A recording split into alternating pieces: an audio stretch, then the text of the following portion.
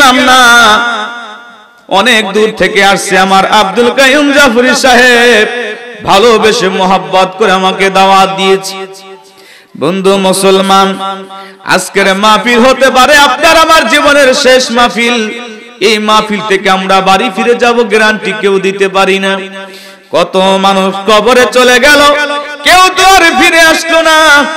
আমাদের আপনজন প্রিয়জন যারা কবরে চলে গেছে বাবা, এরা আর কোনোদিন আমাদের মাঝে আসবে না। এই যে ধন দৌলত টাকা পয়সা রেখে গেল, এর ভাগ আর কোনোদিন তারা নিতে আসবে না। আমাদের মা বাবা যাদের কবরে চলে গেছে তারা বলবে না এত সম্পদ রেখে আসলাম সন্তান রে, এত টাকা পয়সা রেখে আসলাম, এই টাকা পয়সা গুলো আমাদের কবরে দাও, এই কথা কিন্তু আর তারা আমাদেরকে বলবে না। বন্ধু মুসলমান, তারা আমাদের কাছে টাকা চাই না, সম্পদ চাই না। আমাদের মা বাবা যাদের কবরে, তারা শুধু সন্তানের কাছে চাই একটু যেন আমরা দোয়া করি। সুবহানাল্লাহ। এ বন্ধু মুসলমান, আজকে আমাদের মাঝ থেকে দোয়া এবং মুনাজাত উঠায় দিতেছে একদল আছে কি আছে না? জোরে বলেন। রাসূল আমারে বলেছেন দুআ হুয়াল ইবাদা, দোয়াটাও ইবাদত, কিন্তু এরা দোয়া করতে চায় না, মুনাজাত করতে চায় না। মনে রাখবেন, আমার আল্লাহ পাক নিজে শিখায় দিয়েছেন সন্তানেরা রে, তোমাদের মা বাবার জন্য তোমরা দোয়া করো। সুবহানাল্লাহ। তোমাদের মা বাবার জন্য দোয়া করো। সন্তান যখন মা বাবার জন্য দোয়া করে, আমি আল্লাহ দোয়াকে কোনো সময় প্রত্যাখ্যান করি না। সন্তান যখন মা বাবার জন্য হাত তুলে দোয়া চায়, আমি আল্লাহ সঙ্গে সঙ্গে ওই দোয়াকে কবুল করে মা বাবাকে মাফ করে দেই। এ বন্ধু মুসলমান, আমি একটাই বুঝাইতে চাই আপনাদেরকে, আমার রাসূল ইজ্জত সম্মান কত, দাম কত। শুধু আমার রাসূলের না, রাসূলের উম্মত হওয়ার কারণে উম্মতে মুহাম্মাদের দামকে আমার আল্লাহ কত বাড়িয়ে দিয়েছে। বন্ধু মুসলমান, বনি ইসরাইলের মধ্যে একটা ঘটনা, আল্লাহর পয়গম্বর ঈসা রুহুল্লাহ তিনি পাহাড়ের মধ্যে দিয়ে হাঁটতেছিলেন, দ্বীনের দাওয়াত দেওয়ার জন্য বের হয়েছে। আল্লাহর পয়গম্বর পাহাড়ের উপরে যখন দাঁড়াইলেন, আমার আল্লাহ গায়েবে আওয়াজে দিয়া বললেন, এ আমার পয়গম্বর ঈসা রুহুল্লাহ, তুমি যেই পাহাড়ে দাঁড়িয়েছো, ওই পাহাড়ের নিচে একটা পাথর আছে, সাদা পাথর। সুবহানাল্লাহ। ওই পাথরে তুমি কাছে যাও, পাথরের কাছে যাইয়া এ আমার পয়গম্বর পাথরকে তুমি একটু আঘাত করো। আল্লাহর পয়গম্বর ঈসা রুহুল্লাহ পাথরের কাছে গেলেন, পাথরের মধ্যে একটু আঘাত করলেন, করার সঙ্গে সঙ্গে পাথরটা দুই ভাগ হয়ে গেল। এবার পাথরের মধ্যে দেখে আল্লাহর একজন বুজুর্গ ব্যক্তি বান্দা ওই পাথরের মধ্যে আল্লাহ পাকের জিকিরে মশগুল আছে। এ বন্ধু মুসলমান, আল্লাহর পয়গম্বর ঈসা রুহুল্লাহ অবাক হয়ে গেলেন, বলে আপনি এখানে পাথরের মধ্যে মানুষ থাকে, এটা কেমনে সম্ভব? তিনি অবাক হয়ে গেলেন, এই পাথরের মধ্যে আপনি কেমন করে আছেন? আপনার কি কষ্ট হয় না? ওই বুজুর্গ ব্যক্তি বলে না। সুবহানাল্লাহ। বুজুর্গ ব্যক্তি ডাক দিয়ে বলে, ওই দরবেশ ব্যক্তি ডাক দিয়ে বলে, আল্লাহর পয়গম্বর, আমার আল্লাহ এখানে আমাকে এক নয় দুই নয় 400 বছর আল্লাহ আমাকে এই পাথরের মধ্যে রেখে আল্লাহ পাক আমার হাতের মধ্যে একটা আঙ্গুর গাছ দিয়েছে। আমার যখন ক্ষুধা লাগে ইবাদত করতে করতে ওই আঙ্গুর গাছে থেকে আমি আঙ্গুর পেরে পেরে খাই।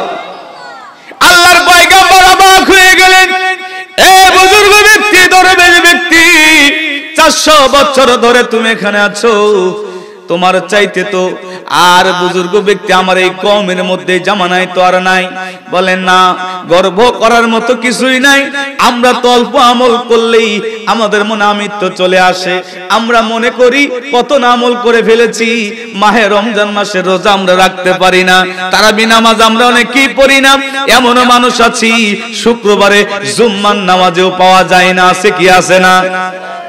আবার একদল আছে যদিও যাই জুম্মার নামাজের পরে ফরজ যখন শেষ হয়, দোয়া নাই, মুনাজাত নাই, নফল নাই, এরা তাড়াতাড়ি করে বের হয়ে যায়, আছে কি আছে না? এ বাবা একদল আছে, এরা দোয়া করে না, মুনাজাত করে না, নফল পড়ে না, সুন্নত পড়ে না, এরা তাড়াতাড়ি করে বের হয়ে যায়। এরা হলো চোরের দল। কিসের দল? চোরের দল নামাজ চোর, বুঝছেন নি? এদের জবাব দেওয়ার জন্য আল্লামা সিরাজ নগরী অনেক কিতাব লিখেছে। আমি ওনার প্রত্যেক কিতাবগুলো দেখি। আল্লাহ আলহামদুলিল্লাহ বলেন। বাবাজি মনে রাখেন, আমার আল্লাহ পাক কিন্তু কাউকে ছাড় দিবে না।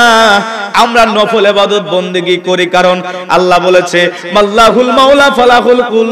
বান্দা যখন নফল ইবাদত করতে করতে আল্লাহর নিকটবর্তী হয়ে যায়, আল্লাহ বলে ওই বান্দার বান্দা থাকে না, সে বান্দা থেকে আমার প্রিয় বন্ধু হয়ে যায়। বান্দা যখন ইবাদত করতে করতে আমি আল্লাহর নিকটবর্তী চলে আসে, ওই বান্দার উপর আমি এত রাজি খুশি হয়ে যাই, বান্দার জবান আমি আল্লাহর কুদরতি জবান হয়ে যায়, বান্দার হাত আমি আল্লাহর কুদরতি হাত হয়ে যায়। বান্দা যা বলে আমি আল্লাহ বলাই তাই বান্দা বলে। ওই বান্দা আমি আল্লাহর হুকুম ছাড়া কিছুই করতে পারে না। বন্ধু মুসলমান, ঈসা রুহুল্লাহ ডাকতে বললেন, ওগো দরবেশ ব্যক্তি, এই জামানায় এই কওমে আপনার চাইতে আমার উম্মতের মধ্যে আর তো বুজুর্গ ব্যক্তি নাই। বলেন না, আমি বুজুর্গ ব্যক্তিরা গর্ব করলে চলবে না। আপনি কি জানেন না, আপনি ঈসা রুহুল্লাহর পরে আরেকজন নবী আসবে, যার নাম হবে মুহাম্মাদুর রাসূলুল্লাহ সাল্লাল্লাহু আলাইহি ওয়াসাল্লাম। আল্লাহু আকবার। যে নবীজির আখির জামানার নবী, রহমতের নবী, কামলিওয়ালা নবী যেদিন দুনিয়াতে আসবে, ওনার কারণে আমার আল্লাহ রাব্বুল আলামিন কুল কায়নাতের দামকে বাড়িয়ে দিবে। আমার রাসূলের কারণে কিন্তু ওই মক্কার নাম মক্কা ছিল না, মক্কার নাম ছিল বাক্কা। কথা বলেন না কেন? আমার রাসূল পাকের নামের মিম শব্দ দ্বারা আমার আল্লাহ পাক বাক্কা নাম পরিবর্তন করে মক্কা নাম দিয়েছে। পৃথিবীর প্রথম ঘর নামেতে বাক্কা, বন্ধুর নামের মিম দ্বারা করিলেন মক্কা। মারহাবা। আমার নবীজির কারণে কুল কায়নাতের দাম আমার আল্লাহ বাড়িয়েছে। আমাদের কিবলা কিন্তু বাইতুল্লাহ ছিল না, প্রথম কিবলা ছিল বাইতুল আকসা। সুবহানাল্লাহ। যে বাইতুল আকসার জন্য ফিলিস্তিনি মুসলমান এখনো তারা জীবন দেয়। বাবা, হাজার হাজার শিশু এই বাইতুল আকসার জন্য জীবন দেয়। তারা কিন্তু জীবনের মায়া করে না, কারণ আমার রাসূলের মুহাব্বতে এই মুসলমানেরা তারা জীবন দিতেছে। এই ঘরটা তো আমাদের প্রথম কিবলা ছিল। রহমতের নবী, মায়ের নবী, আমার নবী আসরের 4 রাকাত নামাজ পড়বে রে, বাইতুল আকসার দিকে ঘুরে রাসূল আমার নামাজ আদায় করে 2 রাকাত নামাজের মাঝখানে নবী আমার চিন্তা করলেন, আহারে আমার জন্মভূমি ওই কাবা শরীফ বাইতুল্লাহ যদি আমার কিবলা হতো, আমি রাসূল কতই না খুশি হতাম। আমার আল্লাহ ডাক দেয়া বলে, হাবিব, আপনার খুশি স্বয়ং আমি পরওয়ারদিগারের খুশি। আমরা নবী চিনতে পারি নাই। এ মুসলমান নবীর ইত্তেবা, আল্লাহর ইত্তেবা, নবীর অনুসরণ, আল্লাহর অনুসরণ, নবীর গোলামি, আল্লাহর গোলামি। আমাদের দেশে কিছু আমাদের ফটকে ফকির আলেম আছে, এরা বলে রাসূলের গোলামির কথা বলা যাবে না। আল্লাহ নিজে বলেছেন 4 নম্বর সূরা 5 নম্বর পারা, সূরা নিসা আয়াত শরীফ নম্বর 80, মদিনা অবতীর্ণ সূরা। আল্লাহ বলেন, মাইয়াতুর রাসূল ফাকাদাতু আল্লাহ, যে আমার রাসূলের আতোয়া করলো, যে আমার রাসূলের গোলামি করলো, স্বয়ং যেন সে পরওয়ারদিগারের গোলামি করলো। আমার নবীজি আল্লাহর দরবারে বলে, আল্লাহ, বাইতুল্লাহ কিবলা যদি আমার কাবা হতো, আমি রাসূল খুশি হতাম। আমার আল্লাহ ডাক দেয়া বলে, হাবিব, আপনি 2 রাকাত নামাজ পড়েছেন বাইতুল আকসার দিকে, আর বাকি 2 রাকাত নামাজ পড়বেন আপনার জন্মভূমি বাইতুল্লাহর দিকে, কাবার দিকে। আল্লাহু আকবার। সঙ্গে সঙ্গে আমার আল্লাহ কিবলা পরিবর্তন করে দিলেন। আমার রাসূলের কারণে কিবলা পরিবর্তন হয়েছে। কথা বলেন ঠিক কি না? 1000 বছর নামাজ পড়লাম, কিবলা ছিল আকসাতে, কে গো তুমি আইলা ভবে কাবা শরীফ বদলাইতে। মারহাবা। হরদম জপ নামের দরুদ, হরদম জপ নামের দরুদ, ও তো রাজাবের ভয় থাকবে না, দেখিতে সেই নামের সুরত মনে বড় বাসনা মুহাম্মদ নামে মৌলা মুহাম্মদ নামে মৌলা আকিলে নেক নমুনা দেখিতে সেই নামের সুরত মনে বড় বাসনা মুহাম্মদ নামে মৌলা। আমার আল্লাহ ডাকতে বললেন হাবিব আপনার কারণে আমি কিবলা পরিবর্তন করে দিলাম। আমার নবীজির কারণে ওই দিন কিবলা পরিবর্তন হয়েছে। উম্মতে মুহাম্মাদির কত দাম। ওই যে সারহুল্লাহ ডাকতে বলে আপনি 400 বছর ইবাদত করেছেন, আপনার চাইতে বুজুর্গ ব্যক্তি তার হতে পারে না। ওই বুজুর্গ ব্যক্তি ডাক দেয়া বলে না, আল্লাহর নবী আল্লাহর পয়গম্বর সারহুল্লাহ আখিরি জামানার নবী যিনি হবে ওনার উম্মত হবে, আল্লাহ পাক ওনার উম্মতের মধ্যে বছরের মধ্যে একটা মাস দিবে আর ওই মাসের মধ্যে একটা রজনী দিবে, যে রজনীর কথা আল্লাহ পাক নিজে কোরআন শরীফের মধ্যে সূরা কদরের মধ্যে বলেছে। এবং মুসলমান হাদিস শরীফের মধ্যে 5টা রজনীর কথা আছে, 5টা রাতের কথা আছে, তার মধ্যে সবচাইতে উত্তম হলো লাইলাতুল কদর রজনী, এরপরে শবে বরাত, নিসফিন শাবান। সুবহানাল্লাহ বলে আল্লাহ পাক লাইলাতুল কদরে কে তো ইজ্জত সম্মান দিয়েছে। আমার নবীজির কারণে লাইলাতুল কদর আমরা পেয়েছি। ইসারহুল্লাহর ওই জামানার উম্মত ডাক দেয়া বলে ও আল্লাহর নবী আপনার পরে যেই নবী আসবে তাদের উম্মত যদি ওই লাইলাতুল কদর বা বিসমিন শাবে রজনীতে 2 রাকাত নফল নামাজ যদি আদায় করে, এই যে আমি 400 বছর ধরে ইবাদত করতেছি ওই 2 রাকাত নফল নামাজের সমতুল্য আমার 400 বছরের ইবাদত হবে না। এত উম্মতের দাম আর এত পাওয়ার এত ক্ষমতা আমাদেরকে দিল মুসলমান, আমরা নবী চিনতে পারি নাই, নবী বুঝতে পারি নাই। উম্মতে মুহাম্মাদির কারণে আমার আল্লাহ কুল কায়নাতের দাম বাড়িয়েছে বাবা। বনি ইসরাইলের নবীদের চাইতে উম্মতের চাইতে উম্মতে মুহাম্মাদির দাম কম না বেশি?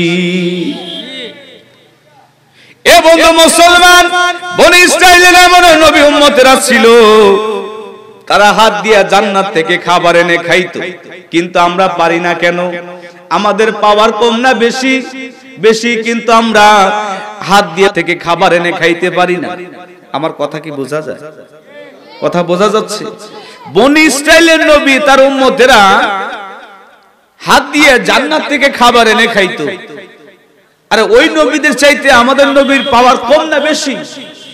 আমরা কেন হাত দিয়ে জান্নাত থেকে খাবার এনে খাইতে পারি না?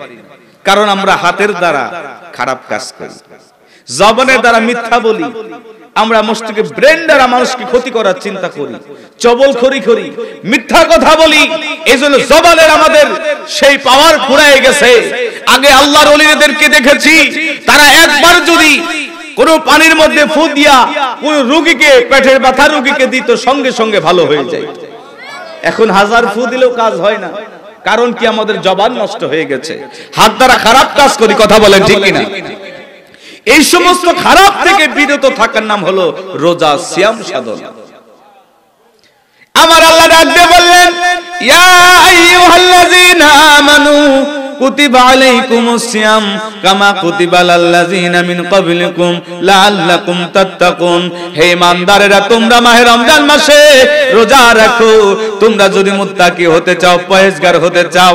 আমরা মনে করি আমরা সেহরি খাইলাম আর মাগরিবের সময় ইফতারি করলাম, এতেই মনে হয় রোজা না। রোজা এর মধ্যে আরো কিছু কাজ আছে বাবা। সেহরি খাইলাম, ইফতারি করলাম, সারা দিন খারাপ কাজ করলাম, মনে করলাম আমাদের রোজা হয়ে গেছে।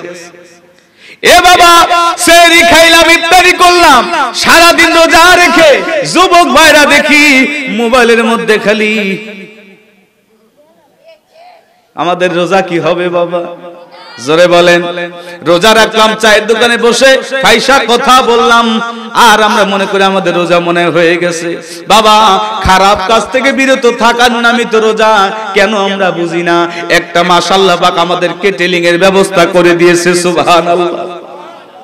একটা মাস টেলিং দিয়ে যদি পাস করেন, আল্লাহ পাক এই একটা মাসে যদি আপনি পরীক্ষার রেজাল্ট যদি আপনার ভালো আসে, বাকি 11টা মাস চিন্তা করা লাগবে না।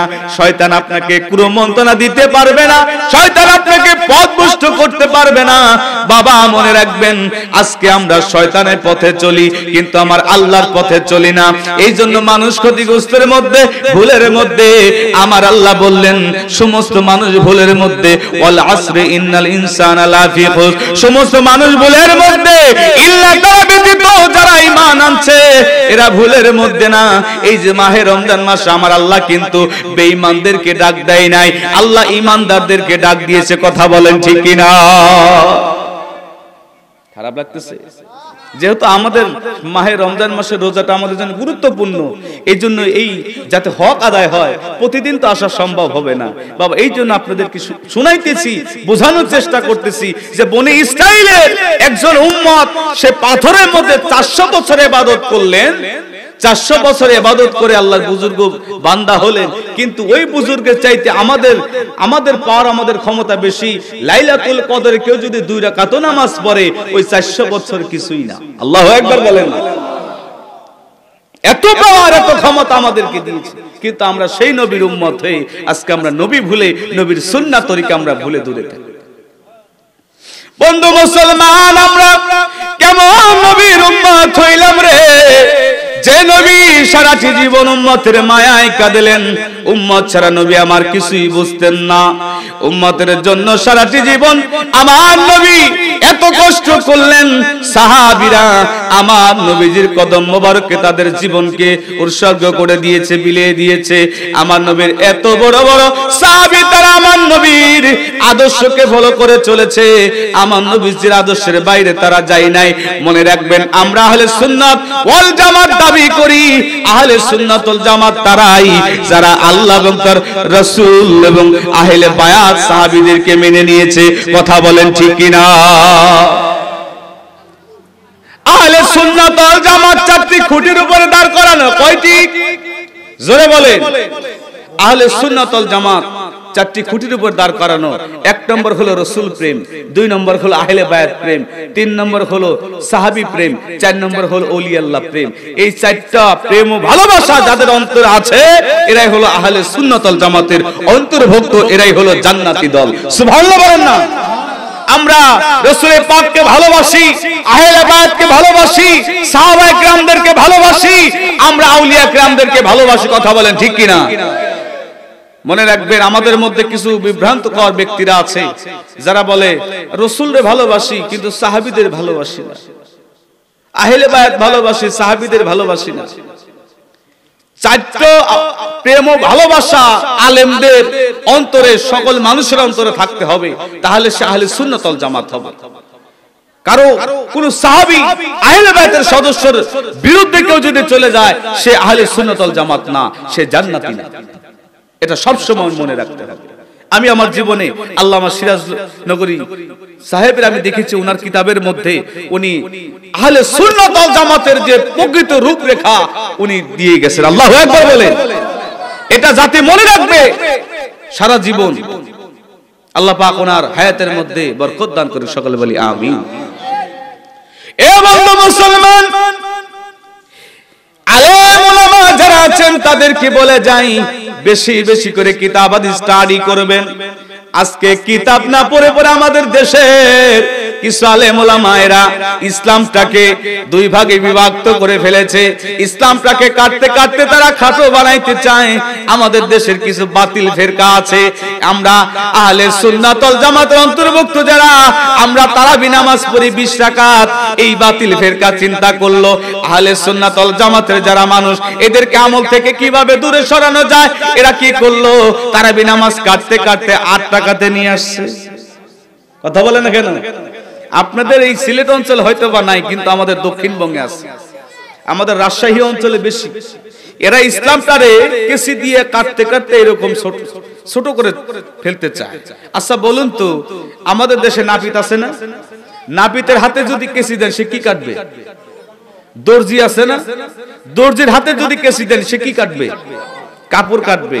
আর ঈমান চোর বেঈমান ওলামায়ে সু যারা, এদের হাতে কেসি দিলে মানুষের ঈমানটা কেটে ফেলবে। কথা বলেন ঠিক কি না? আমরা তারাবি নামাজ পড়ি 20 রাকাত, এরা কয় যে না কাটো তাড়াতাড়ি, মানুষের ঈমান আমল আকীদা কিভাবে নষ্ট করা যায়, কাটতে কাটতে 8 রাকাত বানাইছে।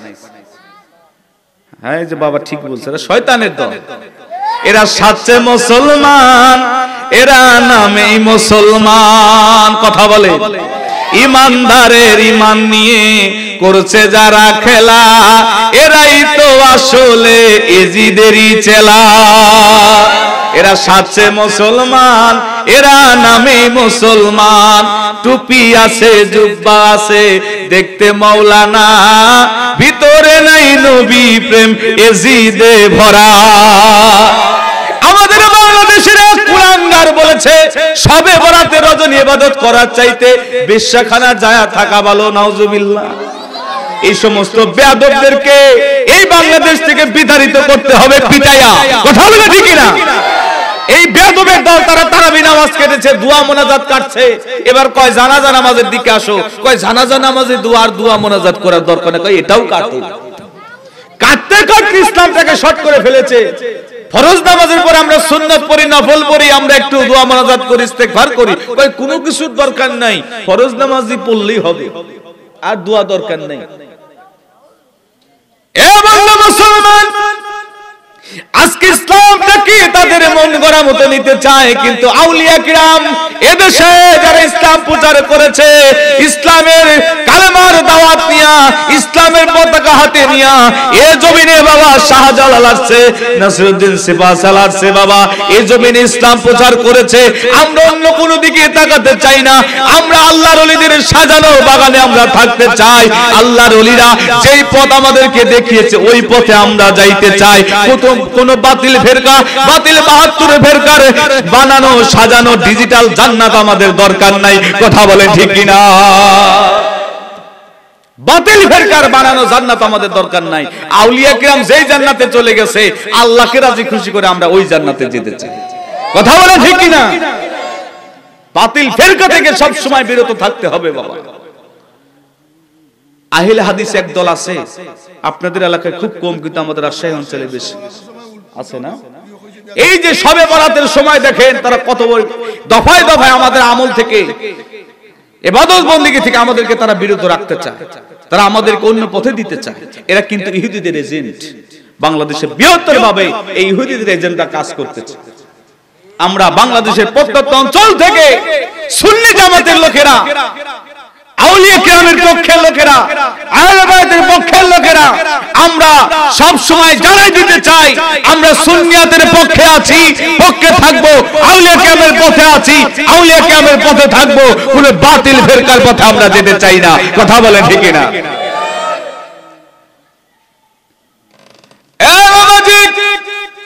আমার নবীজির আদর্শ থেকে তারা আমাদেরকে দূরে সরাইতে চায়, পারবে না, পারবে না, পারবে না। কারণ আমরা আউলিয়া কিরামকে পেয়েছি, এ জমিনে আউলিয়া কিরামদের মাধ্যমে ইসলাম পেয়েছি। তারা আমাদেরকে নবী প্রেম শিখিয়েছে, নবীর সাহাবীদেরকে কিভাবে ভালোবাসতে হয়, মহব্বত করতে হয় আমাদেরকে শিখিয়েছে। আমরা তাদের পথেই চলবো। কথা বলেন ঠিক কিনা? আমরা নবীর আদর্শ বুকে লালন করব, আদর্শ বাস্তবায়ন করব, কোরআন হাদিসের সঠিক কথাগুলো আমরা বলি। মনে রাখবেন, বাতিল 72 ফেরকা তারা কোরআন দেখায়, কিন্তু কোরআন হাদিসের সঠিক ব্যাখ্যা তারা করে না। করে? হ্যাঁ, কোরআন শরীফ দেখাইবো কিন্তু কোরআন শরীফ নেই। কোরআন শরীফ দেখায় বলবে দেখেন কোরআন শরীফের মধ্যে আছে তোমরা আউলিয়া কিরামের কাছে যাইও না, মিন দুনিহি আউলিয়া। কোরআন শরীফের একটা আয়াতের অংশ বললাম, এরা বলবে দেখেন দেখেন কোরআন শরীফে আছে তো আউলিয়া কিরামের কাছে যায়েন না, দেখাইবো আপনাদেরকে। তো কোরআন শরীফ তো আছে এরকম, কিন্তু আল্লাহ বলেছে কি যে তোমরা ওই সমস্ত আউলিয়ার কাছে যেও না। আচ্ছা বলুন তো, আউলিয়া শব্দের অর্থ হলো বন্ধু। কি বন্ধু? আল্লাহ পাকের বন্ধু আছে না? আল্লাহ পাকের বন্ধু কারা? আল্লাহর ওলি সকল। তো এই আল্লাহ পাকের বন্ধু আছে, আবার শয়তানেরও বন্ধু আছে, আছে না? তা আল্লাহ বলেছে যে তোমরা শয়তানের বন্ধু যারা তাদের কাছে যেও না।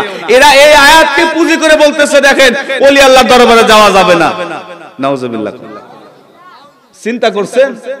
একই কোরআনের আয়াত নিজের দলের স্বার্থে ব্যক্তির স্বার্থে তারা ব্যবহার করে, তাদের পথে মানুষদেরকে আকৃষ্ট করতে চায়। কিন্তু আমার আল্লাহ বলেছে দুনিয়ার কোন মানুষকে আকৃষ্ট করার জন্য কোরআন নাজিল করি নাই, আমি আল্লাহর দিকে তোমরা ডাকবা, আমি আল্লাহর দিকে বান্দাদেরকে দাওয়াত দিবা, রুজু করবা। এই জন্য যুগে যুগে আল্লাহ পাক নবী রাসূল পাঠিয়েছেন, আউলিয়া কিরাম পাঠিয়েছেন। কথা বলে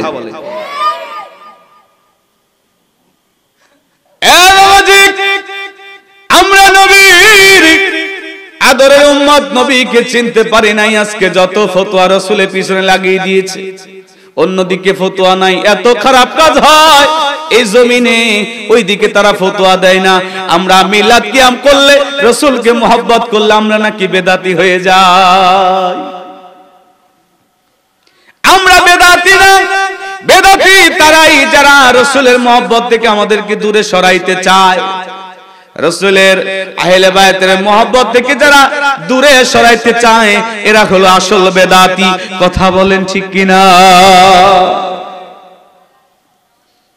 বন্ধু, আমরা এমন নবীর উম্মত হয়েছি যে নবী দুনিয়াতে যখন আসলেন উম্মতকে ভুলে নাই।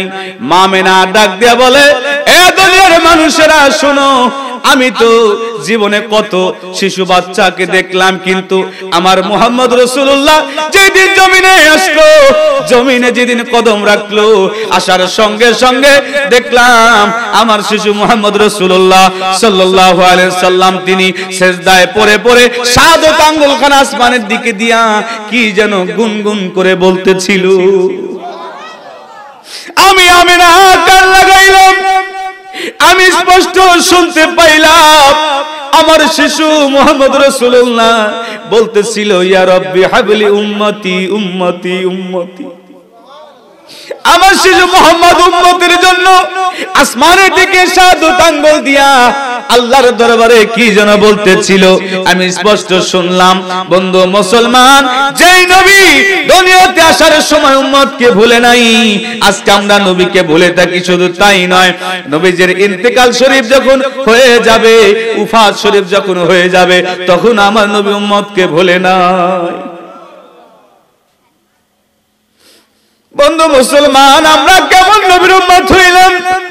আমার আল্লাহ জিবরাইল আমিন আজরাইল আলাইহিস সালামকে ডাক দিয়ে বলেন, আজরাইল, ও জিবরাইল তোমরা শোনো, আমার হাবিবের কাছে আমি আল্লাহর বিদায় সালাম নিয়ে যাও, আর আমার হাবিবকে বলবা তার রূহ মুবারক তোমরা নিয়ে আসবা। মনে রাখবা আমার হাবিবের সঙ্গে যেন কোন রকম বেয়াদবি না হয়। আমার হাবিব যদি অনুমতি দেয় তার রূহ মুবারক আনতে পারবা, আর আমার হাবিব যদি অনুমতি না দেয় রে জিবরাইল, আমার হাবিবের রূহ তোমরা আনতে পারবা না। আল্লাহু আকবার।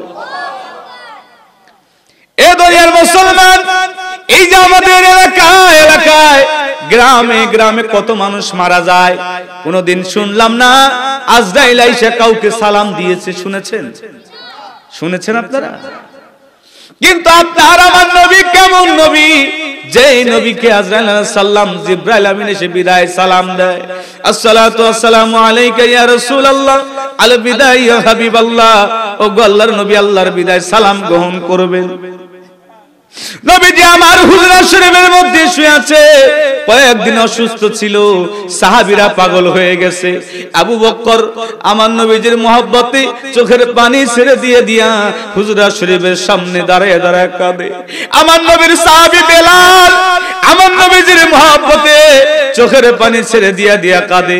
আবু বকর বলে, ইয়া রাসূলুল্লাহ, আমি আবু বকর নামাজ পড়াই ঠিকই, আপনি রাসূল নামাজে আসেন না, আমি আবু বকরের মনে কোনো শান্তি পাই না।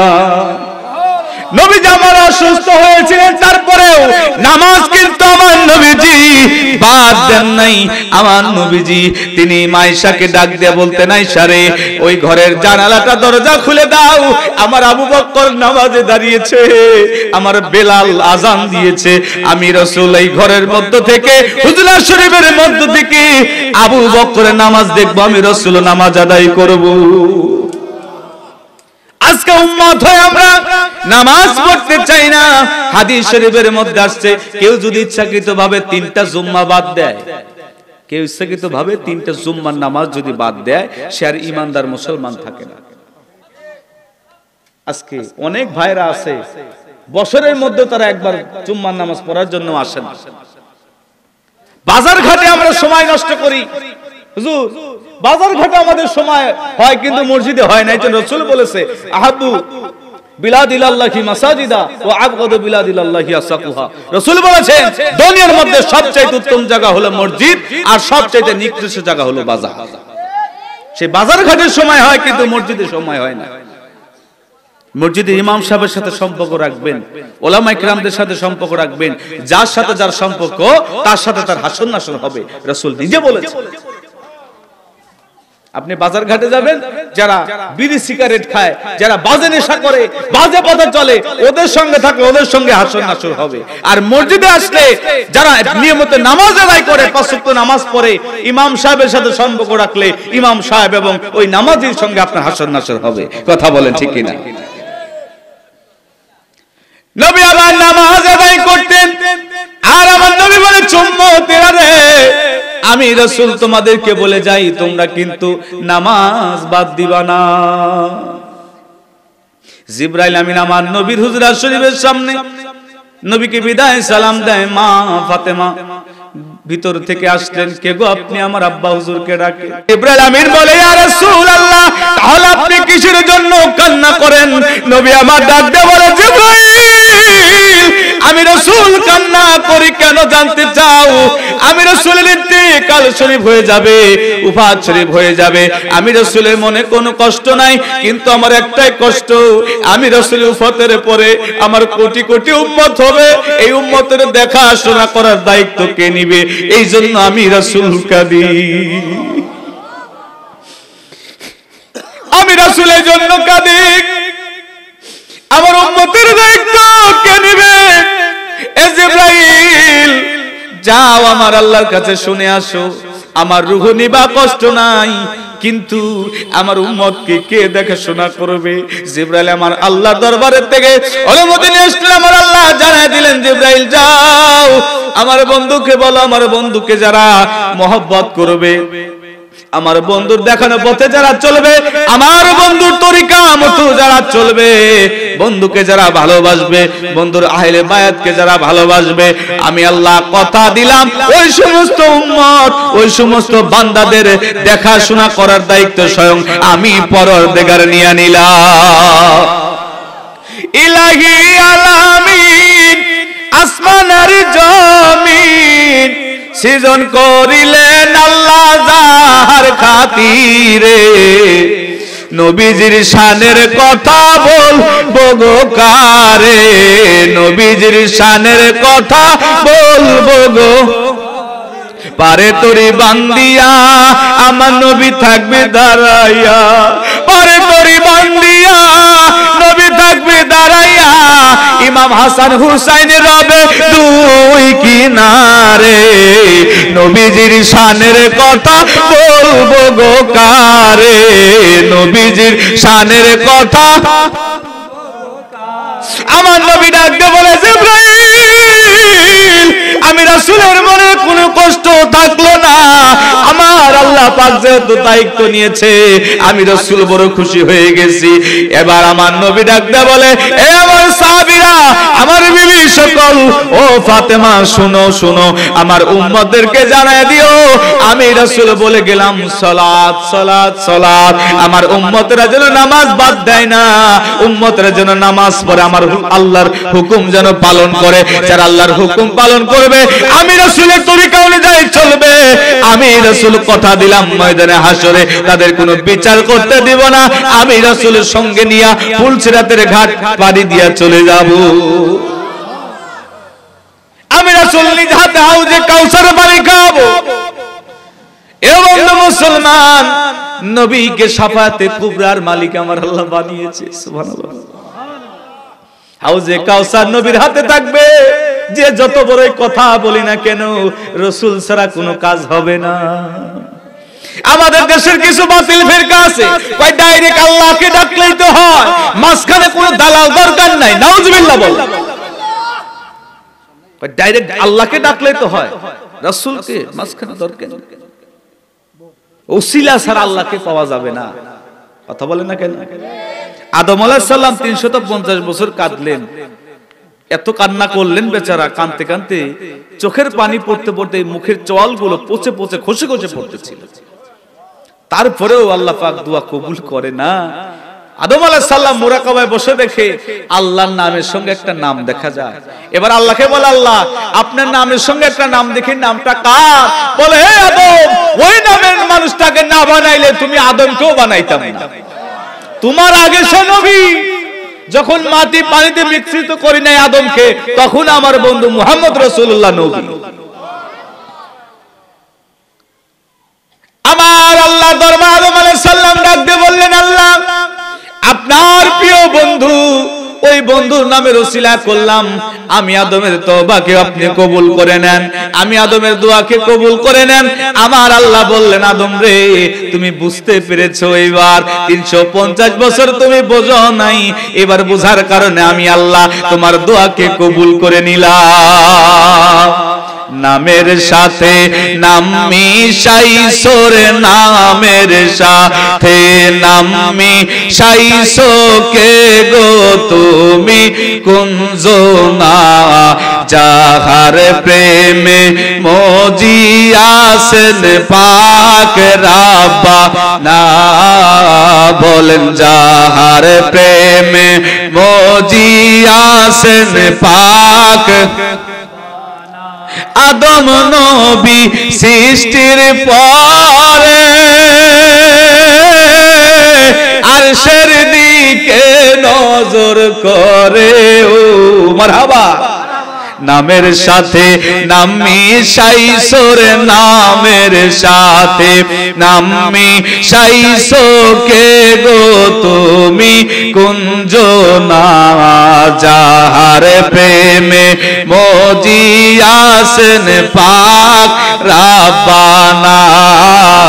বলে, যাহার প্রেমে মজিয়াছেন পাক। ওসিলা ছাড়া আমার আল্লাহকে পাওয়া যাবে না। আল্লাহ পাক কালামুল্লাহ শরীফে ফরমান, বিসমিল্লাহির রহমানির রহিম, ইয়া আইয়ুহাল্লাযিনা আমানুত্তাকুল্লাহা ওয়াবতাগু ইলাইহিল ওসিলা। আল্লাহ বলেন, বিশ্বাসী বান্দারা, তোমরা আমি আল্লাহকে ভয় করো আর আমাকে পাওয়ার জন্য তোমরা মধ্যস্থ ওসিলা অন্বেষণ করো। এই ওসিলা কারা? ওসিলা হলো 4 শ্রেণীর মানুষ, মিনান নাবিয়িনা ওয়া সিদ্দিকিনা ওয়া শুহাদাই ওয়া সালিহিন। আল্লাহ বলে, 4 শ্রেণীর লোকের কাছে গেলে আমি আল্লাহকে পাওয়া তোমাদের জন্য সহজ হয়ে যাবে। আমরা নবীদের পথ থেকে দূরে, সাহাবীদের পথ থেকে দূরে।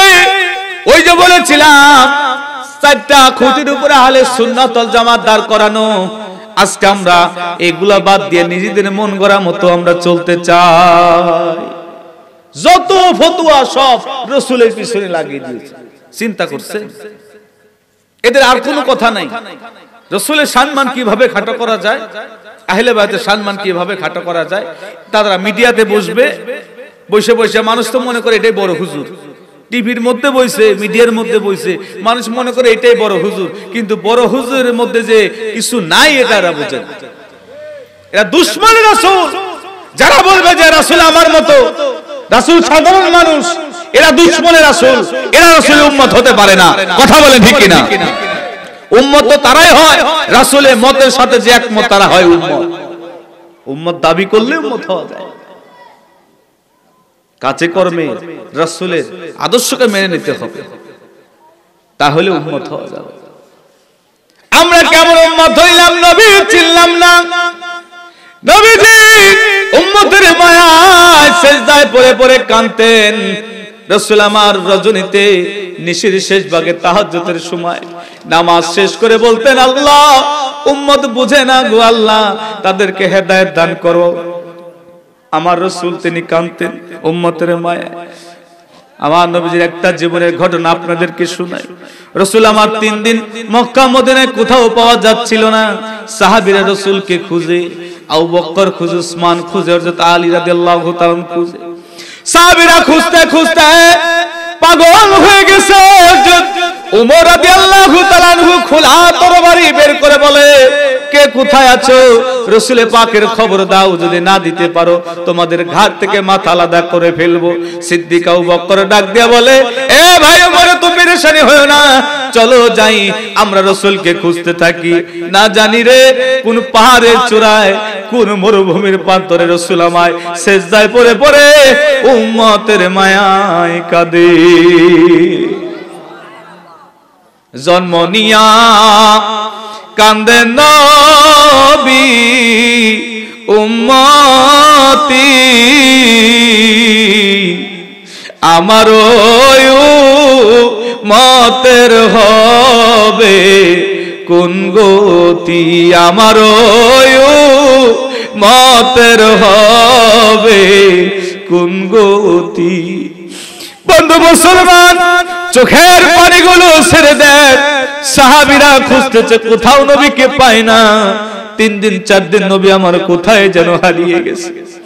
আবু বকর সাহাবীদেরকে নিয়ে মরুপ্রান্তরে এলাকায় এলাকায় নবীকে খুঁজে হাঁটতে হাঁটতে যায়, দেখে কয়েকজন রাখাল তারা উট দুম্বা চড়াইতেছিল। রাখালদের কাছে যায় বলে, এ রাখালেরা তোমরা কি রাহমাতাল লিল আলামিন আমার নবীকে দেখেছো নাকি? রাখালেরা বলে, তুমি কে? তোমাকে চিনতে পারলাম না। আর রাহমাতাল লিল আলামিন তোমাদের নবীকে, তাকেও চিনতে পারলাম না। তোমরা কোথা থেকে আসছো বলো। আবু বকর ডাক দিয়া বলে, এ রাখালেরা, আমার নবীকে না বানাইলে আমার আল্লাহ কুল কায়নাতের কোনো কিছু বানাইতো না। তোমরা কি সেই নবীকে দেখো নাই, চিনতে পারো নাই? বলে না। আবু বকর বলে, তোমরা এখানে কয়দিন বসে আছো? বলে আজকে 3 দিন হয়ে যায় আমরা বসে আছি। সুবহানাল্লাহ। বলে 3 দিন এই মরুপ্রান্তরে বসে কি করো? এখানে তো কোনো খাবার নাই, এখানে উত্তপ্ত রোদ, এই রোদের মধ্যে বসে কি করো? এবার রাখাল ডাক দেয়া বলে, আবু বকর রে, আমরা আমাদের উটের রশি ধরে এত টানাটানি করি, উট আমাদের রশি টানলে উট ওঠে না, উট খাবার খায় না, উট শুধু চোখের পানি ছেড়ে দিয়া দিয়া কান্দে। উটের এত রশি ধরে টানি, উট উঠে না, উট খাবারও খায় না, আমরা ওখান থেকে যাইতে পারি না। বলে কারণ কি? বলে তোমাদের নবীকে আমরা চিনি না। তবে আজকে 3 দিন হয়ে যায়, ওই যে পাহাড় দেখা যায়, ওই পাহাড়ের গুহায় কে যেন সিজদায় পড়ে পড়ে ইয়া রাব্বি হাবলি উম্মতি উম্মতি বলে কাঁদে। ওই ব্যক্তি যেদিন থেকে কান্না শুরু করেছে, আমাদের উট দুম্বাগুলো খাবার মুখে দেয় না, উট দুম্বাগুলো রশি ধরে টানি উঠে না, উট দুম্বাগুলো, ওই ব্যক্তি কাঁদে, উট দুম্বাগুলো চোখের পানি ছেড়ে দিয়া কান্দে। বনের যত পশুগণ ভক্তি করে 2 চরণ, ওরে বনের যত পশুগণ ভক্তি করে 2 চরণ, মেঘমালা ছায়া দিত গায় গো নবীজি, কোন সাধনে পাইব তোমায়, কোন সাধনে পাইব তোমায় গো নবীজি, কোন সাধনে পাইব তোমায়। ওই রাখাল ডাক দেয়া বলে, আজ 3 দিন হয়ে যায় ওই পাহাড়ের গুহায়, ওই ব্যক্তি কাঁদে, আমাদের উট দুম্বা গুলো চোখের পানি ছেড়ে দিয়া কাঁদে। এত টানাটানি করি উট দুম্বা ওঠে না, খাবারও মুখে দেয় না। আবু বকর বলে, রাখাল আমার বুঝবার বাকি নাই, সে অন্য কেউ না, রাহমাতাল লিল আলামিন মায়ার নবী। আমার নবীর সাহাবী আবু বকর সাহাবীদেরকে নিয়ে পাহাড়ের গুহায় চলে গেলেন। যাবার পরে দেখে নবী আমার সিজদায় পড়ে পড়ে কাঁদে। নবী আমার আল্লাহর দরবারে বলে, আল্লাহ, আজকে আমি রাসূল সিজদায় পড়ে আছি, যতক্ষণ পর্যন্ত না আমার উম্মতদেরকে আপনি নাজাতের ফয়সালা না করবেন, আমি রাসূল সিজদা থেকে মাথা উঠাবো না। আবু বকর চোখের পানি নিয়ে বলে, ইয়া রাসূলুল্লাহ, আজকে কয়েকটা দিন হয়ে যায় আপনাকে দেখি না। ও আমার নবী দেয়, নবী আপনি কি জানেন না আমি আবু বকর একদিন যদি আপনাকে না দেখি আমার মনে কোনো শান্তি পাই না, আমি আপনাকে আজকে কয়েকদিন দেখি না, আপনি আর কাঁদবেন না নবী, আপনি হুজরা শরীফে ফিরে চলেন। নবী আমার সিজদা থেকে মাথা উঠায় না। হযরত উসমান রাদিয়াল্লাহু তাআলা আনহু ডাকে, নবী আমার সিজদা থেকে মাথা উঠায় না। হযরত আলী রাদিয়াল্লাহু তাআলা আনহু ডাকে, নবী আমার সিজদা থেকে মাথা উঠায় না। ওমর রাদিয়াল্লাহু তাআলা আনহু ডাকে, নবী আমার সিজদা থেকে মাথা উঠায় না। আবু বকর জালালি হয়ে গেলেন, ডাকতে বলে ইয়া রাসূলুল্লাহ, হাবিবাল্লাহ, নবী গো, আমি জানি আপনি উম্মতের জন্য সিজদায় পড়ে কাঁদেন, আপনি যে উম্মতের জন্য কান্না করেন গো নবী, আমি আবু বকর যেদিন আপনার কাছে কালেমা পড়ে মুসলমান হয়েছি ওই দিন থেকে শুরু করে যত ইবাদত বندگی যা কিছু করেছি গো নবী, সমস্ত ইবাদত বندگی আমলগুলা আপনার উম্মতের নাজাতের তরে আমি আবু বকর দিয়া দিলাম। নবী আপনি কাঁদবেন না, সিজদা থেকে মাথা উঠান। এরপর নবী আমার সিজদার দিকে মাথা উঠায় না, নবীজির কান্না বেড়ে যায়। উসমান ডাকে, আলী ডাকে, নবী আমার সিজদার দিকে মাথা উঠায় না। ওমর রাদিয়াল্লাহু তাআলা ডাকতে বলে ইয়া রাসূলুল্লাহ, হাবিবাল্লাহ, নবী গো, কাফেরদের কথায়, বেঈমানদের কথায় আমি যেদিন আপনার ঘাট থেকে মাথা আলাদা করতে গিয়েছিলাম নবী, আপনার নুরানি চেহারা মোবারক দেখিয়া আমি ওমর ওই দিন কালেমা পড়েছিলাম গো নবী। ওই দিন থেকে শুরু করে আজ পর্যন্ত যত ইবাদত বندگی যা কিছু করলাম সমস্ত ইবাদত বندگی গুলা আপনি উম্মতের মায়ায় কাঁদেন, ওই উম্মতের নাজাতের তরে আমি ওমরের সমস্ত আমলগুলি দিয়া দিলাম। ইয়া রাসূলুল্লাহ, কাঁদবেন না, মাথা উঠান, চলেন হুজরা শরীফে ফিরে চলেন। নবী আমার সিজদা থেকে মাথা উঠায় না, নবীজির কান্না আরো বেড়ে যায়। আবু বকর বলে, ও সাহাবীরা, নবী আমার সিজদা থেকে মাথা উঠায় না, আমরা এত ডাকলাম এরপরেও নবী আমার সিজদা থেকে মাথা উঠায় না, চলো যাই আমরা মা ফাতেমাকে ডাক দিয়ে নিয়ে আসি। মা ফাতেমা রাদিয়াল্লাহু তাআলা আনহা যদি আসে, তার আব্বা হুজুরকে যদি ডাক দেয়, অবশ্যই নবী আমার সিজদা থেকে মাথা উঠাবে। চলো যাই, চলো যাই, মা ফাতেমাকে আমরা ডাক দিয়ে নিয়ে আসি। মা ফাতেমার হুজরা শরীফে চলে গেলেন। মা ফাতেমাকে বাহির থেকে সিদ্দিক আবু বকর ডাক দিলেন, বলে ইয়া নবীর মেয়ে ফাতেমা তু জহরা, ও মা, তোমার আব্বা জানের খবর পাওয়া গেছে, চলো যাই, চলো যাই। ওই পাহাড়ের গুহায় সিজদায় পড়ে পড়ে কাঁদে। মা ফাতেমা ডাক দিয়ে বলে, আজকে কয়েকটা দিন হয়ে যায় আমার আব্বাজানকে দেখি না, কোথায় আমার আব্বাজান? মা ফাতেমা তিনি পর্দা করে, বোরকা পরে ইমাম হাসান হুসাইনকে সঙ্গে নিয়ে চলে গেলেন পাহাড়ের গুহায়। যায় দেখে আব্বাজান সিজদায় পড়ে পড়ে কাঁদে। মা ফাতেমা ডাক দিয়ে বলে, আব্বাজান, আজকে কয়েকটা দিন হয়ে যায় আপনাকে দেখি না, আপনি কি জানেন না একটা দিন যদি আপনার সঙ্গে আমি ফাতেমা কথা না বলি, আমি ফাতেমার মনে শান্তি পাই না। আব্বাজান আপনি কাঁদবেন না, আব্বাজান সিজদা থেকে মাথা উঠান, আপনার কান্না আমি ফাতেমা সইতে পারি না। দেখেন আপনার দুই নাতি সন্তান ইমাম হাসান হুসাইন, তেনারা দুজন আসছে, আপনাকে ডাকে নানা নানা বলে, আর কান্না করবেন না, সিজদা থেকে মাথা উঠান। নবীজি আমার মাথা উঠায় না, নবীজির কান্না বেড়ে যায়, নবী আমার কাঁদতে থাকে। মা ফাতেমা জালালি হয়ে গেলেন। মা ফাতেমা ডাক দিয়ে বলে, ওগো আমার আল্লাহ, আব্বাজান উম্মতের মায়ে কাঁদে, উম্মত যারা কিছুই বুঝে না, আমার আব্বাজান উম্মতের মায়ে কাঁদে। আমি ফাতেমা আমার দুই সন্তানকে, আব্বাজানের উম্মতের জন্য দুই সন্তানকে আমি কুরবানি মানত করলাম, আল্লাহ আপনি গ্রহণ করে নে। আমার আব্বাজানের উম্মতকে নাজাতের ওসিলা বানায় দেন আমার দুইটা সন্তানকে। আমার আল্লাহ মা ফাতেমার দোয়া কবুল করে নিলেন।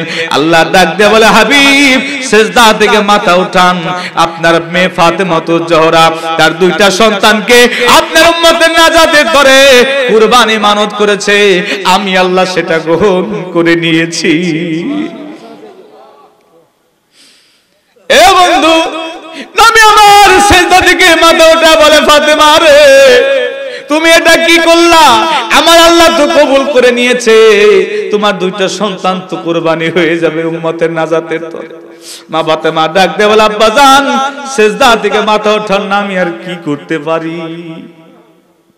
এমন দয়ালো নবী ভবে জন্মিল,